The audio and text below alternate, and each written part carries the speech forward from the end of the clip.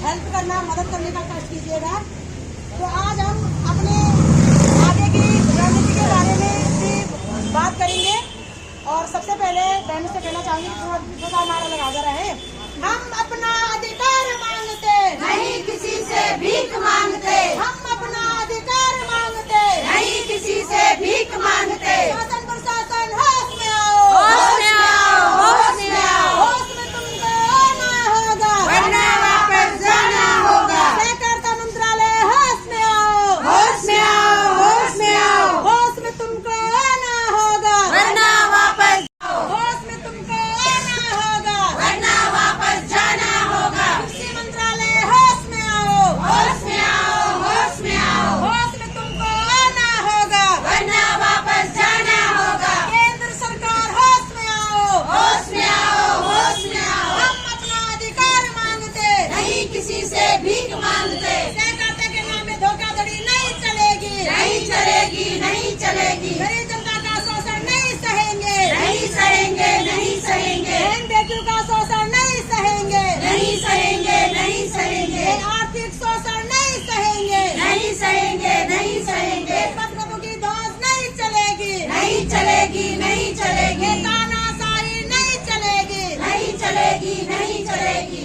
तो साथियों, जैसे कि आप सभी भाई बहन जानते हैं कि पिछले 218 दिन से हमारे लोग यहाँ पे धरने पे बैठे हुए हैं अपने भुगतान को लेकर के।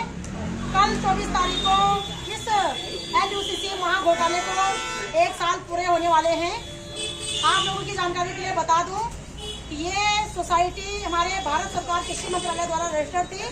ये सहकारिता मंत्रालय के अंतर्गत काम करती थी। क्योंकि इस सोसाइटी ने सहकारिता के नाम पे, सरकार के नाम पे जनता को ठगा है, तो सरकार ही जनता का पैसे वापस लौटाएगी। मैं अपनी राज्य सरकार एवं केंद्र सरकार से हाथ जोड़ करके विनम्र निवेदन करना चाहूंगी, इस आर्थिक महाघोटाले को राष्ट्रीय आर्थिक आपदा घोषित करें और पीड़ित लोगों का पैसा अविलंब आप वापस दें। हमारा एक प्रतिनिधित्व मंडल मुख्यमंत्री से मिलने गए थे 1 महीने पहले, 1.5 महीने पहले। मुख्यमंत्री ने कहा था कि ये पूरा यहाँ का मामला नहीं है।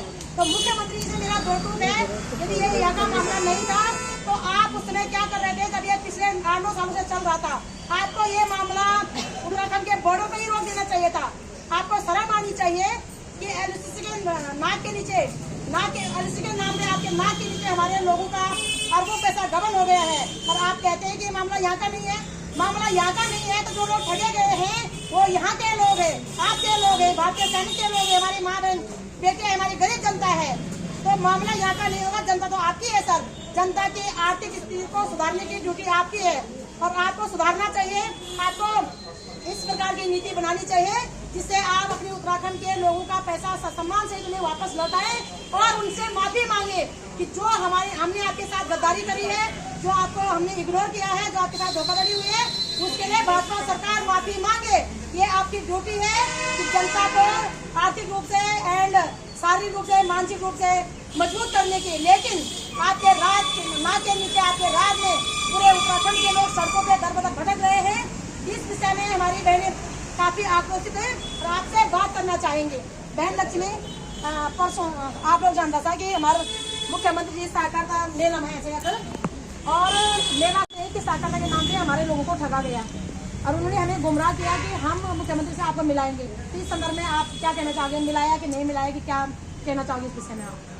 सबसे पहले मैं प्रणाम करती हूँ अपनी मातृ शक्ति को, जो आज यहाँ पर भैया दूज के अवसर पे भी यहाँ पीपल चौरी धरना स्थल पर बैठी हुई है। और रही 13 तारीख की बात, तो 13 तारीख को हम बड़ी आस लगाकर सीएम धामी जी से मिलने गए थे कि आज वो हमारे क्षेत्र में, हमारे शहर में, हमारे नगर में यहाँ पर आए हैं तो शायद हमारी उनसे बात हो पाएगी। तो हम ज़्यादा नहीं थे, हमें कहा गया है बात करने के लिए कि 3-4 बहनें उनसे बात करेंगी। तो हम 4-5 बहनें उनसे मिलने के लिए गए तो उन्होंने हमें सहकारिता कार्यालय में बिठा दिया और कहा कि मंत्री जी से ऐसे रास्ते में नहीं मिला जाता है, वो आपसे मिलने सहकारिता कार्यालय में आएंगे और यहीं आपसे मिलेंगे। तो हमें वहाँ पर अंदर रख दिया गया और कम से कम 50-60 पुलिस प्रशासन हम लोगों पे वहाँ पे लगा दिया गया।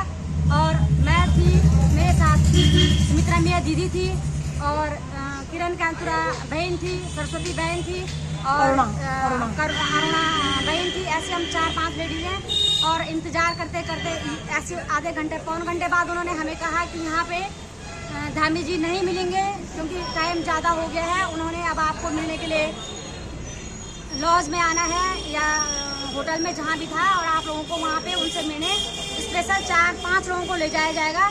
लेकिन फिर सरकार की रणनीति थी, अब हम आप लोग बोलोगे कि सरकार पे विश्वास करना है, या जनता बोलती है, पब्लिक बोलती है कि सरकार पर विश्वास करना है, तो हम तो जवाब चाहते हैं, जनता से भी जवाब चाहते हैं कि किस हिसाब से हमें सरकार पे विश्वास करना है। क्योंकि हमें कहा गया कि नहीं, वहाँ पे 4 ही लेडीज जाएंगी जिनका खाता है, क्योंकि उन्हें पहले ये पता चल गया था कि बहन सरस्वती का यहाँ कोई पैसा नहीं है, उनका यहाँ कोई खाता नहीं, तो उन्होंने ये सोचा कि इनको किस तरह से बाहर किया जाए। क्योंकि उन्हें पता है बाकी जो बहनें हैं उनके पास कोई मेरे सवालों का जवाब नहीं है, उन्हें इस तरह से गुमराह किया जाएगा कि वो मुंह नहीं खोलेंगी। तो वो हमें वहाँ से कहा कि आपको मंत्री जी होटल में मिलेंगे, वहीं उनका खाना पीना होगा और आप लोगों की सुध ले लेंगे, आप लोगों की बात सुनेंगे। और वहाँ से हमें पुलिस प्रशासन ने अपनी गाड़ी में बिठाया और हम धामी जी की गाड़ी के पीछे से निकल गए।